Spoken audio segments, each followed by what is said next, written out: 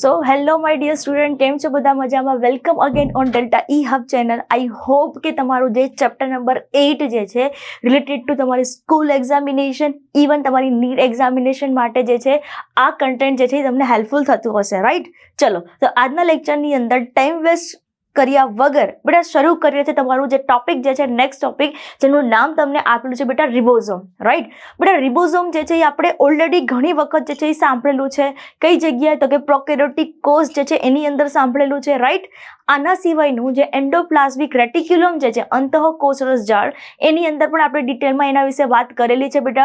અને ત્યારબાદ તમને ખ્યાલ છે કે જે ક્લોરોપ્લાસ્ટ એટલે કે હરિતકણ અને કણાભસૂત્ર, આ બે અંગિકા એવી છે કે જેની અંદર આપણે ડિટેલમાં અભ્યાસ કરી ગયા છીએ બેટા રિબોઝોમ વિશે, રાઈટ? હવે બેટા આપણે જે અત્યારે હાલ જે ડિસ્કશન કરવાનું છે એ કોના રિલેટેડ છે? તો કે યુકેરિયોટિક કોષ એટલે કે સુકોષ કેન્દ્રિક કોષ જે છે એના વિશેનું તમને અહીંયા માહિતી આપવામાં આવેલી છે. એટલે એક વસ્તુ તમે સમજો કે માની લો કે તમને સ્કૂલ એક્ઝામની અંદર પૂછ્યું છે તો એક ક્લેરિટી આપેલું હશે કે તમને જે રિબોઝોમ લખવાનું છે એ રિબોઝોમ પ્રોકેરિયોટિક વિશે છે કે પછી યુકેરિયોટિક વિશે છે. તો એક વસ્તુ તમે સમજો કે જ્યારે પ્રોકેરિયોટિક સેલ એટલે કે આદિકોષ કેન્દ્રિક કોષ વિશે જો તમને સંપૂર્ણ માહિતી આપે તો લખવાનું કે તો યાદ રાખજો કે એની અંદર બે વસ્તુ તમારે કમ્પલસરી મેન્શન કરવાની છે. એક તો પટલવિહીન અંગિકા છે, એ તો આપણને ખ્યાલ છે જ. બીજી એક ઇમ્પોર્ટન્ટ પોઈન્ટ તમને ખ્યાલ હોય તો આપણે જે છે એ 70S પ્રકારના રાઇબોઝોમ વિશે વાત કરેલી છે કે જે તમને ફક્ત ને ફક્ત પ્રોકેરિયોટિક સેલની અંદર તમને જોવા મળશે. અને એક વધારાનો પોઈન્ટ એડ કરવાનો રહેશે, એ છે પોલિસોમ્સ અથવા તો પોલીરાઇબોઝોમ, કે સિંગલ સ્ટ્રેન્ડેડ mRNA છે, બરાબર?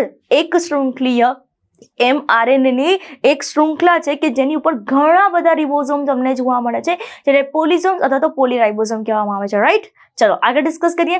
નેક્સ્ટ તમને જે ટોપિક આપેલો છે બેટા, જેનું નામ તમને આપેલું છે બેટા રિબોઝોમ, રાઈટ? હવે ઇમ્પોર્ટન્ટ પોઈન્ટ યાદ કરો છો બેટા કે તમને એવો ક્વેશ્ચન પૂછે કે રિબોઝોમ ફેક્ટરી કોને કહેવામાં આવે છે? રિબોઝોમ્સ ફેક્ટરી કોને કહેવામાં આવે છે? તો યાદ કરો છો બેટા કે રિબોઝોમ ફેક્ટરી જે છે એ કોને કહેવામાં આવે છે? તો મોસ્ટ ઇમ્પોર્ટન્ટ પોઈન્ટ બેટા, એ કહેવામાં આવે છે કોને? તો કે ન્યુક્લિયોલસ. કોને કહેવામાં આવે છે બેટા? ન્યુક્લિયોલસને કહેવામાં આવે છે. આ વસ્તુ તમારે કમ્પલસરી યાદ રાખવાની છે, રાઈટ? અને ન્યુક્લિયોલસ જે છે એ પણ પટલવિહીન અંગિકા છે. કોષ કેન્દ્રનો કયો ભાગ છે બેટા? પટલવિહીન ભાગ છે, કે જેને ગુજરાતીમાં શું કહેવામાં આવે છે બેટા? કોષ કેન્દ્રિકા કહેવામાં આવે છે. શું કહેવામાં આવે છે? કોષ કેન્દ્રિકા કહેવામાં આવે છે. આ વસ્તુ કમ્પલસરી યાદ રાખવાનું છે. ચલો રાઈટ, આગળ ડિસ્કસ કરીએ બેટા. હમણાં જ આપણે વાત કરીએ એમ કે રિબોઝોમ જે છે પોતે પટલવિહીન અંગિકા. બેટા આપણે કમ્પેરિઝનમાં બંને વસ્તુ કરશું, પ્રોકેરિયોટિક સેલ પણ કરશું અને યુકેરિયોટિક સેલ પણ આપણે કરીશું. આગળ ડિસ્કસ કરીએ બેટા તો જોવો જોઈએ કે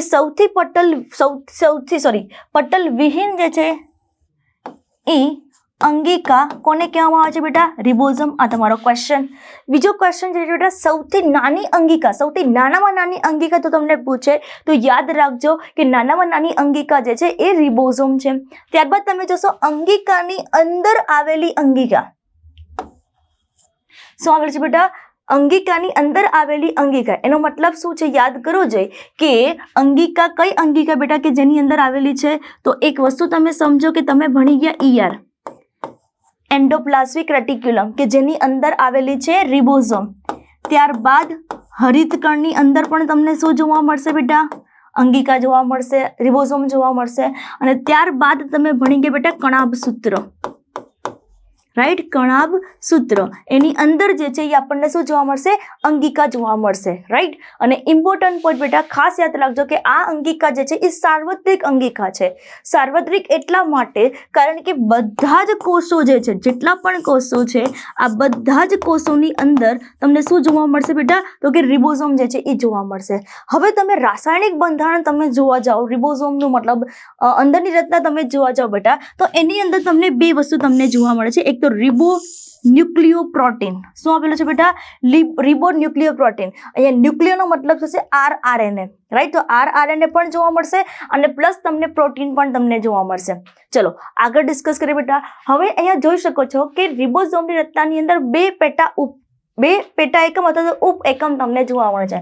માની લો પેટા એકમ શબ્દ નથી આપેલો તો એની જગ્યાએ તમને શબ્દ આપેલો છે બેટા ઉપ એકમ, જેને મોટો ઉપએકમ અને નાનો ઉપએકમ એવું નામ આપેલું છે. અને આ બંને એકમને કોના દ્વારા એનસીઈઆરટીમાં મેન્શન નથી બેટા, પણ યાદ રાખજો કે મેગ્નેશિયમ આયન દ્વારા જે છે શું જોવા મળે છે બેટા, જોડાયેલા જોવા મળે છે. રાઈટ, ચલો ત્યારબાદ ડિસ્કસ કરીએ બેટા. તો જ્યોર્જ પેલાડે નામના વૈજ્ઞાનિકે શું કરે છે બેટા, જ્યોર્જ પેલાડે નામના એક સાયન્ટિસ્ટ છે બેટા કે જેણે શું શોધ કરી છે બેટા, કોની શોધ કરેલી છે, રિબોઝોમની શોધ કરી છે. એટલા માટે એને પેલાડે પાર્ટિકલ્સ પણ કહેવામાં આવે છે. આ વસ્તુ ભૂલાય નહીં બેટા. ચલો આગળ ડિસ્કસ કરીએ બેટા. નેક્સ્ટ તમને જે પોઈન્ટ આપેલો છે કે એનું સ્થાન કઈ જગ્યાએ તમને જોવા મળશે. તમને એવો ક્વેશ્ચન પૂછે કે ભાઈ રિબોઝોમ કઈ જગ્યાએ જોવા મળશે બેટા, તો મોસ્ટ ઇમ્પોર્ટન્ટ પોઈન્ટ બેટા અંતઃકોષરસ ઝાડ, ત્યારબાદ હરિતકણ અને કણાભસૂત્ર. આ 3 એવી પ્લેસ છે બેટા કે જે જગ્યાએ શું જોવા મળશે બેટા, રિબોઝોમ જોવા મળશે. અને આના સિવાયનું ખાસ યાદ રાખજો બેટા કે કોષરસ છે, કોષરસ એની અંદર પણ તમને શું જોવા મળશે બેટા, રિબોઝોમ જે છે એ જોવા મળશે. ચલો નેક્સ્ટ વાત કરીએ બેટા. તો તમે અહીંયા જોઈ શકો છો કે રિબોઝોમના મેનલી કેટલા પ્રકાર જોવા મળશે બેટા, તો કે 2 પ્રકાર જોવા મળે છે. તો એમાં એક પ્રકાર જે છે એ 70S પ્રકાર છે અને એક જે છે એ 80S પ્રકાર છે. બટ મોસ્ટ ઇમ્પોર્ટન્ટ પોઈન્ટ બેટા કે 70S જે છે એ ફક્ત ને ફક્ત કોની અંદર જોવા મળશે બેટા, તો કે પ્રોકેરિયોટિક કોષની અંદર તમને જોવા મળશે.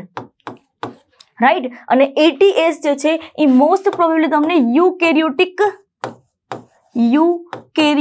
જે સેલ જે છે એની અંદર તમને જોવા મળશે. આ વસ્તુ ખાસ યાદ રાખવાની છે. ક્લિયર? ચલો હવે આપણે એ બી ડિસ્કસ કરી દીધું બેટા કે 70S ની અંદર એના 2 પેટા એકમ હતા, તો 2 ઉપએકમ જોવા મળે છે, જેમાં 70S ની અંદર એક 50S છે અને એક 30S છે. 80S ની આપણે વાત કરીએ તો શું જોવા મળશે બેટા, 60S અને 40S. હજી કહું છું બેટા કે આની અંદર જે છે એ તમારે પેટા એકમ જે છે એ યાદ રાખવા પડશે. રાઈટ, હવે ઇમ્પોર્ટન્ટ પોઈન્ટ કે તમને ક્વેશ્ચન થશે કે મેમ આ બંનેને આપણે જોડીએ તો એની અંદર કંઈ સરવાળો તો અહીંયા 80S થતો નથી બેટા, આપણે સરવાળો નથી કરવાનો. જ્યારે આપણે મેઝરમેન્ટ કરીએ છીએ 70S ની અંદર, અહીંયા તમે જોવો જોઈએ 50S અને 30S 2 નાના એકમ જોવા મળે છે બેટા. તો જ્યારે રિબોઝોમને મેઝર કરવામાં આવે છે તો એક એકમ છે, સેડિમેન્ટેશન કોએફિશિયન્ટ કહેવામાં આવે છે, જેને અવસાદન એકમ કહેવામાં આવે છે. શું કહેવામાં આવે છે? અવસાદન એકમ. જે પર્ટિક્યુલર જે છે જ્યારે આપણે મેઝરમેન્ટ કરીએ, જે જગ્યાએ બોટમમાં એટલે તળિયે જે જગ્યાએ સેટલ ડાઉન થશે તો એને શું કહેવામાં આવે છે? અવસાદન, સેડિમેન્ટેશન કહેવામાં આવે છે. ફોર એક્ઝામ્પલ એક મેઝરમેન્ટ આપેલું છે કે જેમાં જ્યારે નાનો એકમ જ્યારે મેઝર કરવામાં આવ્યો ત્યારે કઈ જગ્યાએ ઊભું રહી ગયું બેટા, 30S ઊભું રહી ગયું.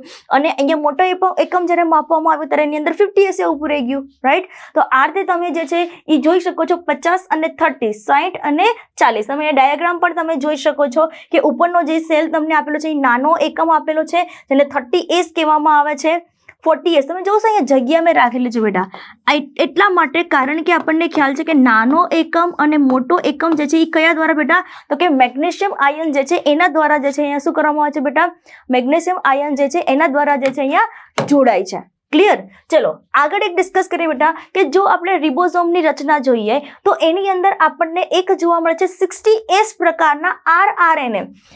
તો rRNA નો મતલબ શું છે બેટા? Ribosomal RNA. ખાસ યાદ રાખજો બેટા, rRNA નો મતલબ શું છે? Ribosomal RNA. અને આ બાજુ તમે જોશો તો 40S ની અંદર કયા પ્રકારના? ખાસ યાદ રાખજો બેટા 80S. અહીંયા 60 છે અને અહીંયા 80 છે. ત્યારબાદ તમે અહીંયા જોશો 50S ની અંદર 23 છે અને અહીંયા 5S છે. પણ એક વસ્તુ યાદ રાખજો કે આની અંદર એક વસ્તુ એડ બી કરી લેજો કે આની અંદર 28S rRNA પણ જોવા મળશે. આ વસ્તુ ખાસ યાદ રાખજો, 28S rRNA, અહીંયા 23S rRNA જોવા મળશે. રાઈટ, તો આ રીતે તમે જોઈ શકો છો કે 50S rRNA અને 18S rRNA જે છે એ સબ યુનિટની અંદર rRNA તમને જોવા મળે છે. જ્યારે આની અંદર 23S rRNA અને 5S rRNA, આની અંદર 20S, 5.8 અને 5S rRNA તમને જોવા મળશે. બેટા અહીંયા S જે છે એને તમે જ્યારે લખો ત્યારે સ્મોલ લેટરમાં લખજો, કારણ કે બેટા આ કયા યુનિટની વાત થાય છે બેટા? સ્વેડબર્ગ એકમની વાત થાય છે. કોની વાત થાય છે બેટા? સ્વેડબર્ગ એકમની વાત થાય છે. આ વસ્તુ ખાસ યાદ રાખવાનું છે. સ્વેડબર્ગ એક સાયન્ટિસ્ટ છે કે જેણે રિબોઝોમનું માપન કર્યું છે, એના ઉપરથીનું નામ આપેલું છે બેટા સ્વેડબર્ગ એકમ. ક્લિયર? ચલો આગળ ડિસ્કસ કરીએ છીએ બેટા. નેક્સ્ટ તમે જોઈ શકો છો કે આની અંદર જે છે એના કાર્ય જે છે એ તમને મોસ્ટલી 2 પ્રકારના કાર્ય તમને જોવા મળે છે. હવે આ બે પ્રકારના કાર્યોની અંદર એક તો તમારે યાદ રાખવાનું છે પ્રોટીન ફેક્ટરી. તો ઓબ્વિયસલી બેટા કે એનું કામ શું છે? પ્રોટીનનું સંશ્લેષણ કરવાનું. તો તમે જોવું જોઈએ કે અહીંયા પ્રોટીન જે છે ઉત્પન્ન કરવા માટેના અહીંયા બે પ્રકારની રચના તમને જોવા મળે છે. એક તમને આપેલું છે બેટા નોન સિક્રેટરી પ્રોટીન. આવું એનસીઈઆરટીમાં ક્યાંય મેન્શન નથી બેટા, પણ નીટ પોઈન્ટ ઓફ વ્યૂથી તમારે ખાસ યાદ રાખવાનું છે કે નોન સિક્રેટરી પ્રોટીન. અને જાણે આને જે છે નોન સિક્રેટરી પ્રોટીનનો મતલબ શું છે? જ્યારે કોષરસીય રિબોઝોમ દ્વારા જ્યારે પ્રોટીનનું નિર્માણ થાય. ફરીથી રિપીટ કરું છું બેટા, શાંતિથી સમજો, કારણ કે રિબોઝોમનું સ્થાન કઈ જગ્યાએ આવેલું છે? કોષરસમાં બી આવેલું છે ને બેટા.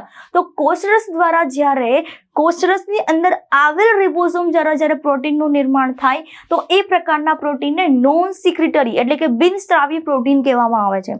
આ વસ્તુ ખાસ યાદ રાખવાની છે. અને બીજી એક વસ્તુ સિક્રેટરી પ્રોટીન જેને સ્ત્રાવી પ્રોટીન કહેવામાં આવે છે.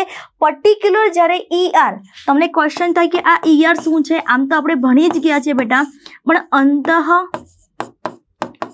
કોષરસ ઝાડ દ્વારા, કોના દ્વારા બેટા? અંતઃ કોષરસ ઝાડ દ્વારા જ્યારે અહીંયા રિબોઝોમ કોનું નિર્માણ કરે? પ્રોટીનનું નિર્માણ કરે. તો એ પ્રકારના પ્રોટીનને શું કહેવામાં આવે છે બેટા? સિક્રેટરી પ્રોટીન કહેવામાં આવે છે. ક્લિયર? ચલો આગળ ડિસ્કસ કરીએ બેટા. નેક્સ્ટ તમે જોઈ શકો છો કે અહીંયા રિબોઝોમના કદનું માપન મેં તમને હમણાં જ દર્શાવ્યું બેટા. કયા યુનિટ દ્વારા બેટા? સ્વેડબર્ગથી દર્શાવાય છે. અને સ્વેડબર્ગ એકમ જે છે ઇકોનું બેટા અવસાદન પ્રમાણે મેં તમને કીધું ને કે જે જગ્યાએ જે પ્રમાણે સાઇઝ એટલે કે કદ અને ઘનતાના આધારે, ડેન્સિટીના આધારે જ્યારે કોઈ પણ એકમ જે છે એ જગ્યાએ સેટલ ડાઉન થાય. સેટલનો મતલબ શું છે? એક જગ્યાએ ઊભું રહી જાય. બરાબર? તો એ પ્રકારનું જે માપન જે છે એને અવસાદન પ્રમાણે કરવામાં આવે છે, જે આડકતરી રીતે બે વસ્તુનું માપન કરે છે બેટા. કોનું? કદ અને ઘનતાનું માપન કરે છે. ક્લિયર? અને તમે જો એનું બંધારણ તમે જોવા જાઓ તો એને 65% RNA જોવા મળે છે, જ્યારે 35% જે છે તમને શું જોવા મળશે? પ્રોટીન બંધારણ તમને જોવા મળે છે. અગેન રિવાઇઝ કરું છું બેટા, 65% RNA જોવા મળે છે અને 35% જે છે તમને શું જોવા મળે છે બેટા? અહીંયા પ્રોટીન જે છે એ તમને જોવા મળે છે. રાઈટ? ચલો ત્યારબાદ જે આપણે ડિસ્કસ કરવાનું છે બેટા એ છે કોષરસીય કંકાલ. પણ એક વસ્તુ તમે સમજો કે કોષરસીય કંકાલ જે છે એ સ્ટાર્ટ કરતા પહેલા તમે આજના લેક્ચર માટે અહીંયા રિબોઝોમ જે છે એ એક વસ્તુ તમે જોઈ લો.